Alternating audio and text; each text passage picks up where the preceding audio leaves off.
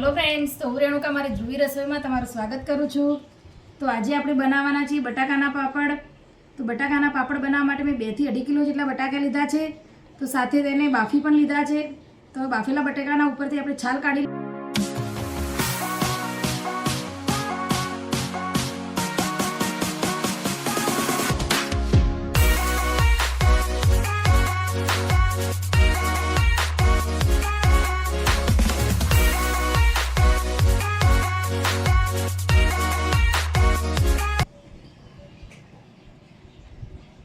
બધા જ બટાકાની સાલ કાઢી લીધી છે।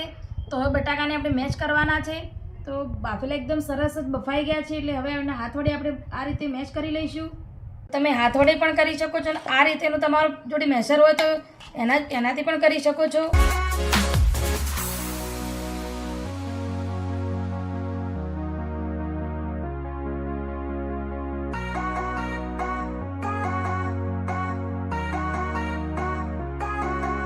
તમે જોઈ શકો છો કે આપણે સરસ એવા બટાકાને મેશ કરી લીધા છે। તો આ રીતે એકદમ સ્મૂથ કરવાના છે। આ રીતે આપણે બટાકાને સરસ એવા મેશ કરી અને સ્મૂથ કરી લઈશું। તો હવે આપણે બધા મસાલા કરવાના છે। તો મસાલા પણ મેં રેડી રાખ્યા છે। તો હવે મસાલા કરી લઈએ। તો સૌપ્રથમ મસાલામાં આપણે જીરું નાખીશું। આપણે મીઠું જે વ્હાઈટ અને કાળું બંને લીધું છે, તો બંનેને નાખવાના છે। આપણે બાફતી વખતે કોઈ પણ મીઠું નાખ્યું નથી, તો મીઠું નાખી દઈશું। તો સ્વાદ અનુસાર મીઠું નાખીશું। સાથે અજમો લીધો છે, તો અજમાને આપણે હાથ વડે ક્રશ કરી અને પછી લઈશું। તો આપણે બટાકા લીધા છે, તો બટાકાની અંદર આપણે અજમો નાખવો જરૂરી છે, કેમ કે અજમાથી આપણે બટાકાના પાપડ બનાવીશું તો તે પચવામાં પણ હળવા રહેશે। થોડાક ચીલી ફ્લેક્સ લીધા છે, તો એ પણ લઈ લઈશું।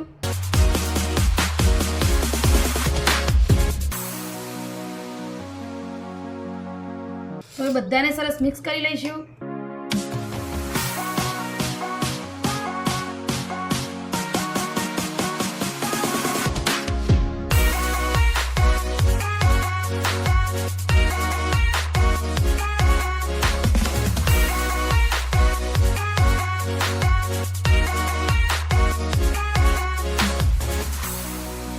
તો હવે આપણે તેલ નાખવાનું છે। તેલ લગાવીને એકદમ સ્મૂથ કરી લઈશું।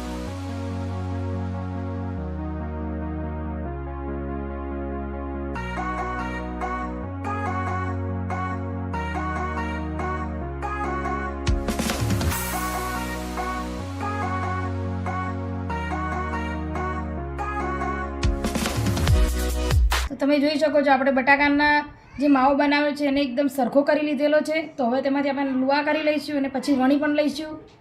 તો આ રીતે આપણે લુવા કરી અને પછી વણીશું, તો ફટાફટ વણવામાં પણ વાર નહીં થાય।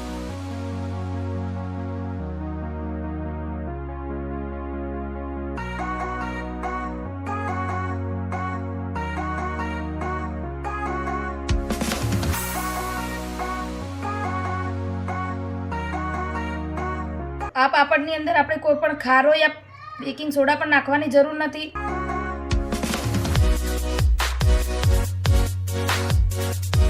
તો ફ્રેન્ડ્સ, આપણે આ રીતે સરસ એવા લુવા કરીને તૈયાર કરી લીધા છે। તો લુવાને આપણે ખુલ્લા નથી રાખવાના અને આપણે ઢાંકીને રાખીશું। તો આપણે પાપડ વણવાના તૈયારી કરી લીધી છે। તો પાથરણું પણ પાથરી લીધું છે અને આ રીતેની પ્લાસ્ટિક શીટ પણ લીધી છે મેં। તો હવે તેને આપણે થોડીક તેલવાળી કરી લઈશું।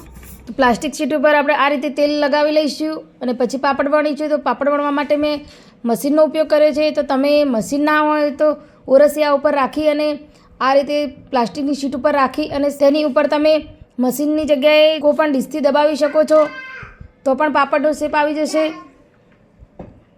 તમે જોઈ શકો છો એકદમ સરસ એવા આપણા પાપડ તૈયાર થઈ જાય છે। તો હવે આપણે બધા જ પાપડ બનાવી લઈએ।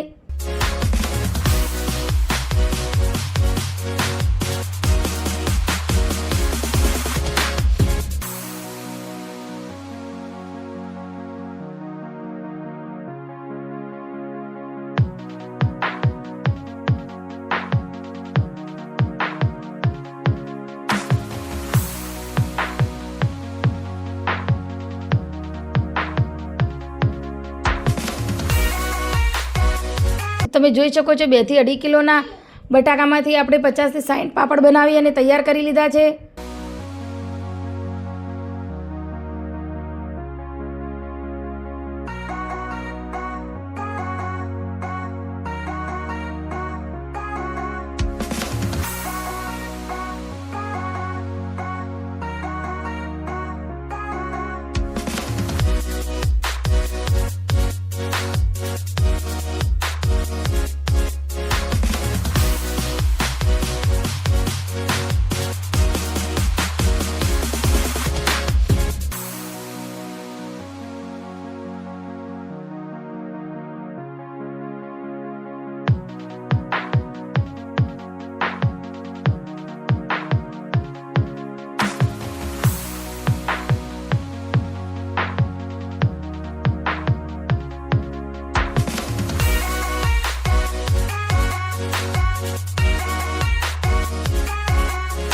તો હવે પાપડને આપણે આખા દિવસના તડકામાં રાખીશું.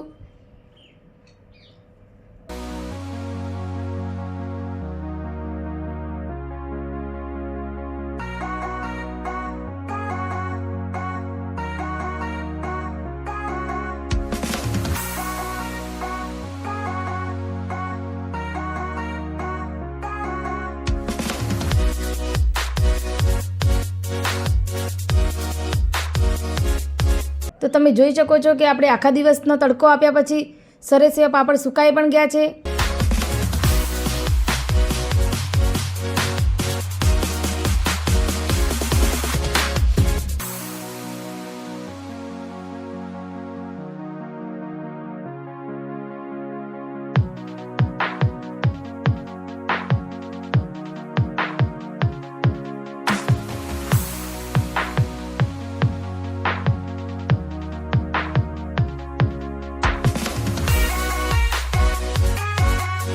ચલો હવે આપણે તેને ફ્રાય કરી લઈએ. તો આ પાપડ ચાની સાથે એકદમ સરસ લાગે છે.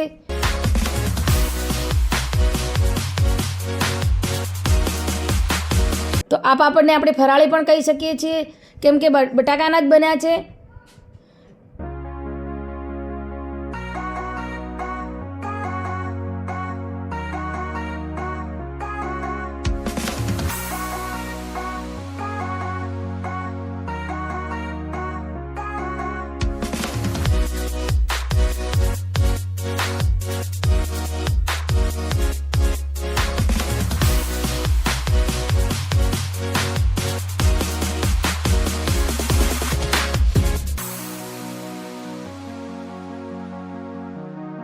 તો તમે જોઈ શકો છો એકદમ સરસ એવા ફ્રાય પણ થઈ જાય છે.